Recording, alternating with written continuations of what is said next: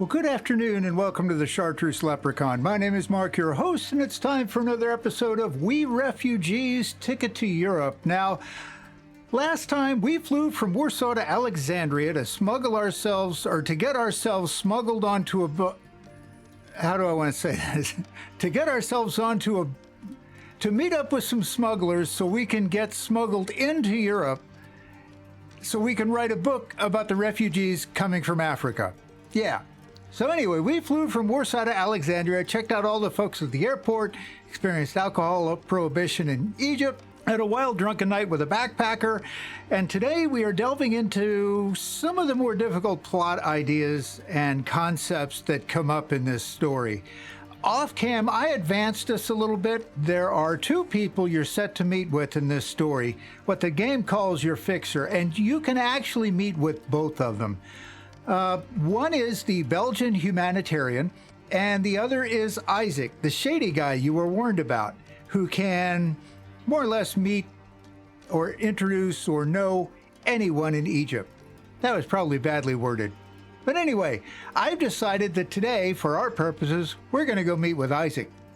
So, as you can see in the shady parts of the screen, I tried calling him, got voicemail, tried again, got the same thing, gave up waiting. We're off to his place. Taxi takes me to Isaac's place in an upmarket touristy district in the center of the city. I pass the cafe located right by the front of his building, and I get to the front door. I call his apartment number on the intercom. Hello? Who's there? I introduce myself. There's a pause. Oh, you're Urik's guy. 4th floor. Beep goes the door. As I open it, I enter the staircase. Finally, success. Excited, I run to the 4th floor. Hopping 3 stairs at a time, the door to Isaac's apartment is ajar. I walk in and come face to face with a man wearing his briefs.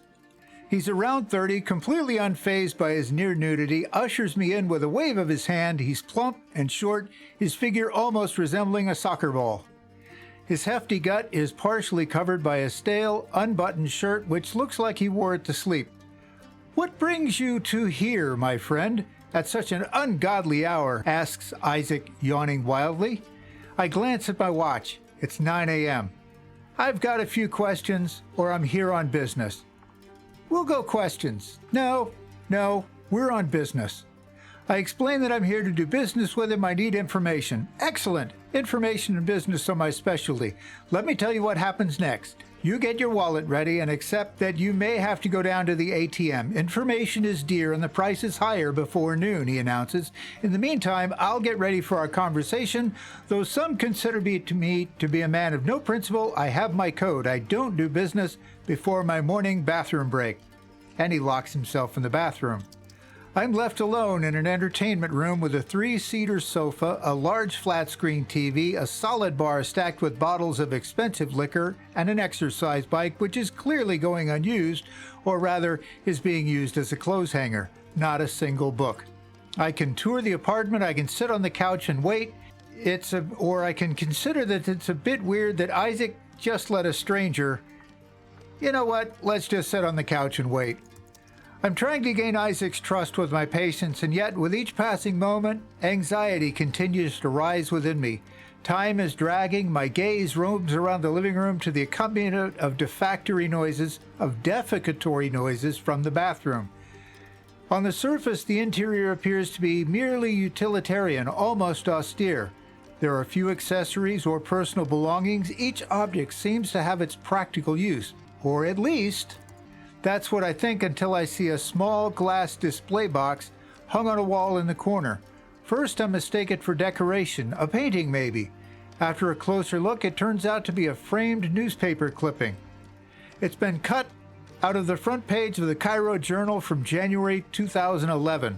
A black and white press photo depicts a group of young people leading a crowd of protesters. Some have scratches on their foreheads, bloody hands, and torn shirts. Among the young men, I notice a slightly pudgy 20-year-old whose facial features bear a striking resemblance to Isaac's. I also recognize the location, Tahrir Square. I've seen a documentary about it.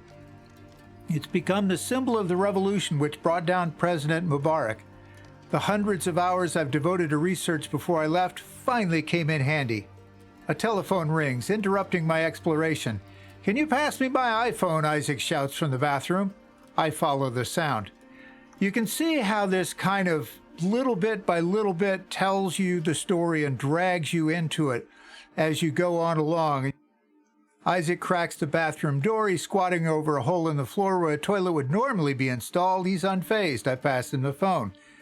I can listen to the conversation, or I can look for other clues about Isaac's character. Let's listen. "I have a guest now." "No, not that kind. Never before noon." "Not if I can help it." "Well, maybe it can be done. I need to stop by the Brotherhood first. None of your business. I don't need to explain myself. If you don't like it, go elsewhere." "Yes, I'll be there." The splash of a toilet flushing. "Okay, I've done my business, but my plans have changed. We're going out for a walk and talk on the way. I have errands to run." "That's fine by me." I briefly explain my needs. I'm looking for a refugee who's planning to cross the Med illegally. "Good, let's get down to business then. We'll find him." Then he returns to the bathroom. "Make yourself comfortable. I'll take a shower." I grit my teeth, but wait patiently. And we pick up another tag. So in the course of our time skipping through things, we picked up a few. We picked up liar because I had a phone call from my mother, but I didn't want to tell her what was really going on. Gourmand because we ate some fancy food. And now we have patient. Finally, the door unlocks. He walks out with a towel around his hip, relaxed and fragrant. "Can we go now?" "Well, certainly." "Let me just get dressed. Will you help me pick?" "May take longer if I don't help." I give up after I have no more ideas. "You know nothing, Jon Snow," quoting the hit HBO series, and he gives me a pat on the shoulder, opens the other wardrobe, pulls out an iron-tailored suit. That's business attire, no ifs, ands, or buts about it. He laughs. I feel pissed. If he knew what he was going to wear all along, why did he need my help? It's more fun, you see. You're great to piss off. It's so funny when your ears get all red. 3 hours pass between the moment I met him and the time we're ready to leave. At the front door, he checks himself out in the mirror one last time and freezes. I haven't shaved! My palm spontaneously curls into a fist. I'm about to hit the man right in his smug face. I'm joking. Let's go. We're late anyway. So he had to go through the whole spa experience only to be late to a meeting. Jokes again, exclaims Isaac cheerfully, pats me on the shoulder. We're not late. We've got plenty of time, perfect for a relaxing walk. And he leads me out to the staircase. We have 3 stops, he says, bouncing down the stairs, the Muslim Brotherhood, my business partner, and the Syrians. And so, religious fundamentalists, the escapees who fear them, and the bridge that keeps them all together. You're about to see a cross-section of Alexandria. You won't be disappointed. Finally, Isaac stops chatting on his phone. I ask him about his participation in the protest. You can tell, by the way, that we have walked quite a ways. We passed a police station, a hospital. Yes, quite a ways. But anyway, I ask him about his participation in the protests at Tahrir Square, and I saw the framed clipping and the photo. He winces at the memory. Youthful mistakes, he replies. I was so naive, I believed change was possible. Meanwhile, we replaced a dictator with a military regime. We talk about the revolution for a moment. The walk seems to be boring him now, and he asks what exactly I'm planning to describe in my book. We talk about the project, and I remind him that I'm looking for someone to put me in touch with smugglers so I can cross the Med. When will he help me with that? Isaac dodges the question and wonders why I've only come to Africa now. It's 2020. No one cares anymore. Well, that's exactly why. He'll just pop in to pick up something quick from his business partner. And when are we going to deal with my business?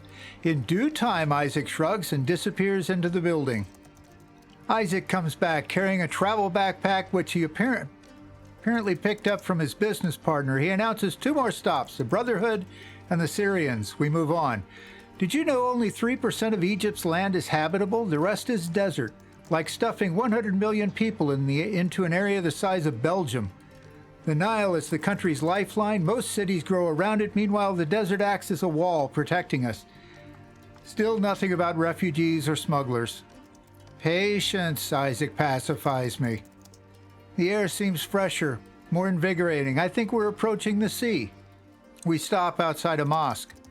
Abu al-Abbas al-Masri Mosque, says Isaac. pointing to the majestic edifice with a 70-meter-tall minaret pointing to the sky. The architectural pearl of Alexandria. The places my friends reside in are decidedly less palatial. We turn into a side street. He reaches an old building with paint peeling off its walls. They're currently going through a rough patch. They were banned in 2014. Nothing new in Egypt. Ever since the Brotherhood was started nearly 100 years ago, they've been fluctuating between legality and illegality. Watch this for me, please. He hands me the backpack. I better walk in by myself. The brothers may frown upon a heathen like you. Best case scenario, you'd mess my business up. All right, I'll stay outside. Isaac enters the building and I stay outside with the backpack. I look at my watch. It's 4 p.m. I have 20 hours to vacate my hotel. Meanwhile, I'm standing on the sidewalk waiting for some shady type to do his shady business with a shady brotherhood, watching a suspicious package. I feel I've completely lost control over my fate and time is slipping through my fingers. I can do better on my own without Isaac. I can Google the Brotherhood, or I can look in the backpack. Well, I know me. I'm the curious type. I'm a reporter, an investigative journalist. I'm looking in the backpack. I take a peek in the backpack and I find decidedly shady contents, some medicine, a baggie of weed, some water purifying filters, children's art supplies, and 5 passports. I leaf through the documents. They seem to belong to a married couple of German citizens and their 3 children. The father looks like someone from Central Africa, while the mother and children seem more Middle Eastern. "Friend, I can help you with something?" an old man asks, passing by. "You look worried." He appears to be about 70 and homeless, judging from his long, yellowed gray beard, torn clothing, and bare feet. I don't need anything. How would a homeless man help me? Let's find out. I must have stooped really low if a homeless man is showing me pity, but actually, what do I have to lose? Have you ever thought to run away from here, from Egypt, from the Middle East? Nothing waits us here, only poverty. I imagine you came here hoping for a better life. It's the proud country of pharaohs, right? I'm sure you thought tourists throw money at the pyramids, you could have some too, but the truth is, even men in war-torn Iraq earn more than us. Let me guess. Where did you run from, friend? Jordan? Syria? He has mistaken me for a refugee? Incredible. He has mistaken me for a refugee?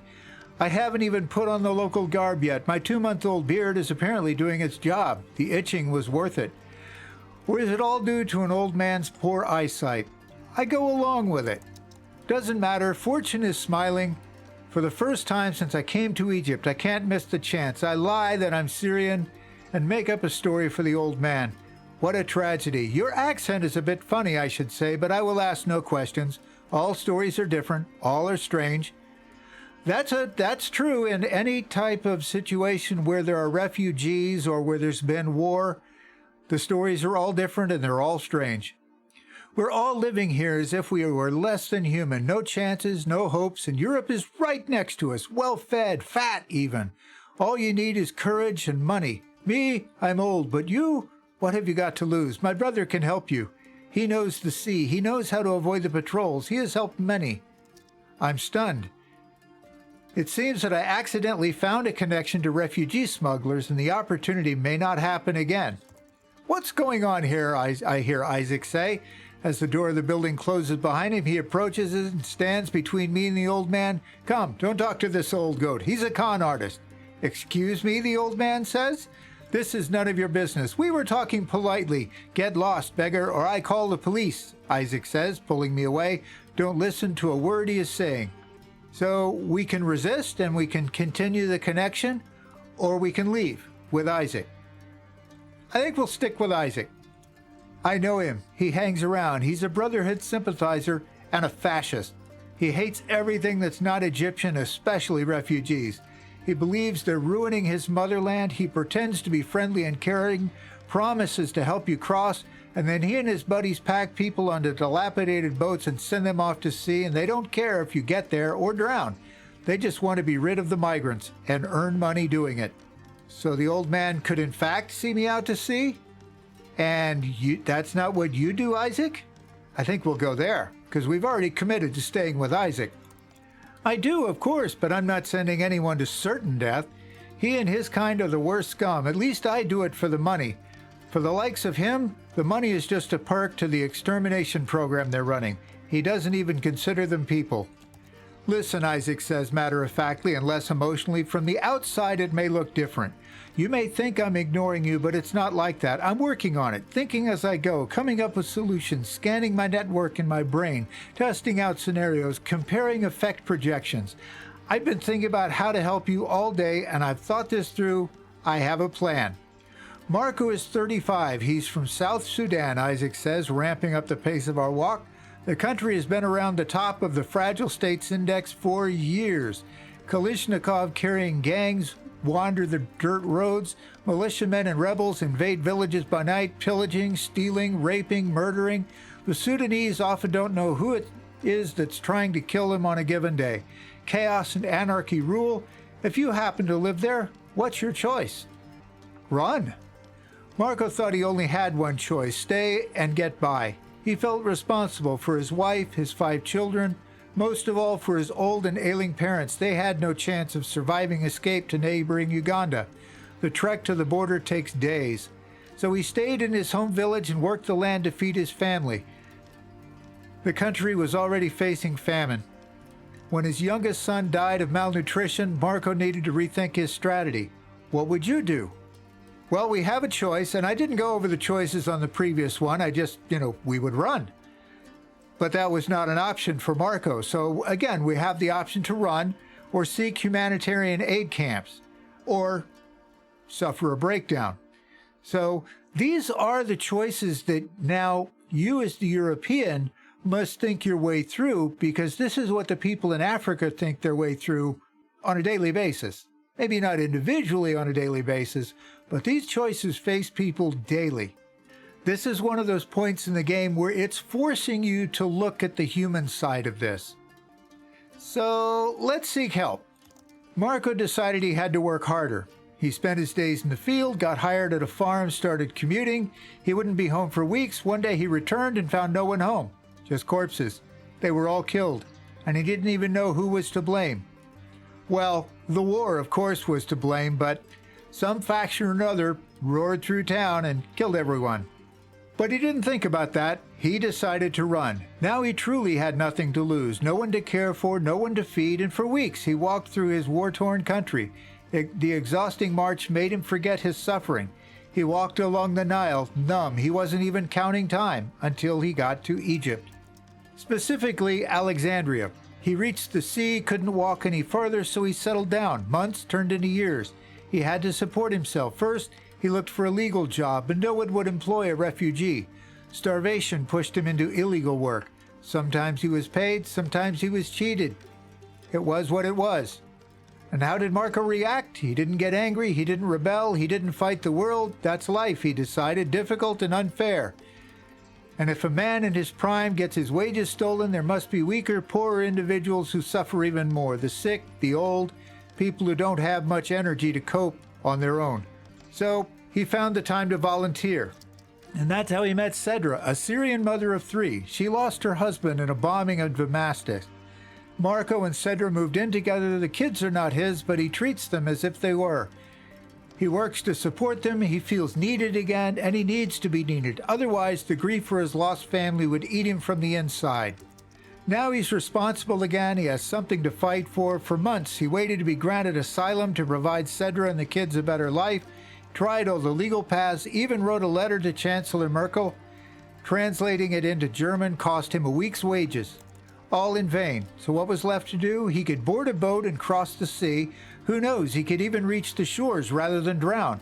But he would never risk Cedra and the kids' lives, so he looked for other ways. And then he met me. Isaac concludes, stopping in front of an unfinished high-rise building. Bare bricks, no paint, no plaster. I didn't even notice when we got to the suburbs, to a poor neighborhood. He requested forged documents, German passports. These things aren't cheap, and he ordered 5, and he paid cash up front. He'd been saving for years. But when I heard his story, I decided to do it free of charge, Isaac announces, reaching into the backpack and producing the 5 passports. I picked them up today, and we'll give them to Marco. He, Cedra, and the kids can get on a plane and travel safely to Europe. I'm genuinely moved by the gesture. How will this help me cross? And where is this story going? I'm suspicious. Isaac doesn't seem like he does anything that doesn't involve money or getting ahead. So, where's this going? I'm going to be frank. You won't make it across the sea. You won't survive the crossing, and if you drown, it'll be very bad for my business. It would spoil my brand and scare off my customers, which is why I decided you need a guardian, a guide, a companion, someone who will protect you throughout the journey, someone strong and responsible. I think you get it now, Isaac says, smiling. He looks confident, proud even. He picks up Marco's passport out of the 5 and throws it into a garbage can. With one swift motion, he ruined the man's chances for a safe trip to Europe. Cedra and the kids will fly, but Marco has no other choice now. A boat is all he's got left. You pay for his voyage, and he will gratefully protect you. I can vouch for him. He's the best guide you'll find in Egypt. Come. With that, he heads towards the building front door. So, we have a choice. Do we... That's cruel. There's got to be another way, which probably leads to fishing the passport out of the garbage can. Or we leave it there and we go inside. Let's try another way. I can't accept this. The plan is inhumane, immoral, simply cruel. There's got to be another way. It sounds terrible, I know, Isaac says sympathetically, because it is. But think about it this way. First, you pay for Marco's crossing. That's a good deed. Second, how many people will you save by writing your book? You won't help anyone if you drown. You have a much higher chance of getting to Europe with Marco. You'll be safe. That's the better solution. Trust me. Well, he makes good points, but it's still heartless, inhumane, immoral, cruel, all the things that I said it was to start with. I close my eyes and think for a moment. I can feel the warmth of the sun on my face. Long shadows crawl down the sidewalk. A day like any other draws to the close in the city. It makes you feel like going out for a glass of wine with your friends. And I'm supposed to decide to fight the fate of a man I haven't met, and potentially even his life or death. So, am I going inside, or am I getting his passport? Let's get his passport. And by the way, in case you haven't noticed, we now have 3 neutrality tags, and we just picked up one for empathy again. So, we've lied, we've been patient, we've gorged on really rich food, we're neutral, and we're empathetic. So far. Marco's getting his passport, and that's it. I pull the document out of the garbage. I can't agree to his plan. I came to Africa to help refugees, even symbolically, not to risk their lives. If I agreed, I would just be another European who has others suffer to indulge his whims. I would be deciding about Marco's fate over his head. I can't do this, I protest. I won't take this away from him. It's not my decision to make. Isaac looks at me, surprised, impressed maybe. I understand, he says, and I respect your decision, but you must know I have no better solution. No one is as responsible as Marco, and as I told you, I want no part in your drowning. I won't introduce you to smugglers unless I'm convinced of your safety, so I'm sorry, but that's the only suggestion I have. Your only opportunity. Otherwise, you're on your own. I have no doubt in my mind that Marco needs the passport. With a heavy heart, I put the passport back in the garbage. This is where the game takes you. You have to make these kind of decisions often throughout this game. Does not matter the playthrough, the style. This is what it makes you do. You face these decisions. So I think we're going to give Marco his passport. And we got another empathy tag. Marco needs that passport. I push the document into Isaac's chest, a little too forcefully maybe, as it takes Isaac's breath away for a moment. Let's go. And we enter the building. And I think that is going to be enough for today. As you can see, this game does exactly what I said it does. It forces you to look at the human side, but it also forces you to make some really harsh and hard decisions that can ruin your chances of getting the job done, or can ruin... Well, I don't want to give too much away. It can ruin many things in the game. It depends on the particular situation you're in. Many of them replay out in different ways, so there is a way to get to Europe from here.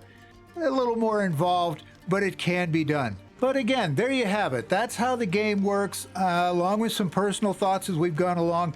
I've actually had a lot of fun with this game, despite all the personal problems that cropped up, the brain things due to health and whatnot. The big thing about this game is that it wants you to look at the human side. It wants you to see it from all angles. It gives you the opportunity to play it from all angles. Now, I've played the game a few times. I've died. I've made it to Europe. I've played out several different outcomes, different ways through scenarios, and I can say this game is enjoyably different. It's not your normal video game by any stretch of the imagination. As you've noticed, it can be monotonous, it can be boring, and then you get hit with one of these scenarios, one of these situations where it makes you sit up and struggle over what you're going to do. And the game gives you the chance to play out your own personality, your own socio-political view, or not, whatever view you choose to want to try and play out, or just see where the game takes you. The game wants you to look at the human side, but it gives you the chance to ignore it at every turn. And I do, as I said last time, I do give this game a thumbs up. It's a caution one because it's not your normal style of game. It isn't for everyone. But as I said at the beginning of episode 1, if you're interested, I do have some game keys to give away. The first 2 requests in the comments on either video asking for one are the winners, and I'll let everybody know when I get there, when they're taken. But I think that is going to be enough for now. I'm not sure if we're going to come back and do another episode or not, but I do want to thank you for spending your time with us here today, once again with this game. If you enjoyed this, do us a favor, hit that like button, subscribe, set yourself up for notifications. We don't want you to miss anything around here. But no matter what, always, always, always remember that if you see it, and you can't quite explain it, you can be sure the Leprechaun did it. Now you have yourselves a great day, a great week, and we will see you here next time on the Chartreuse Leprechaun. Bye-bye.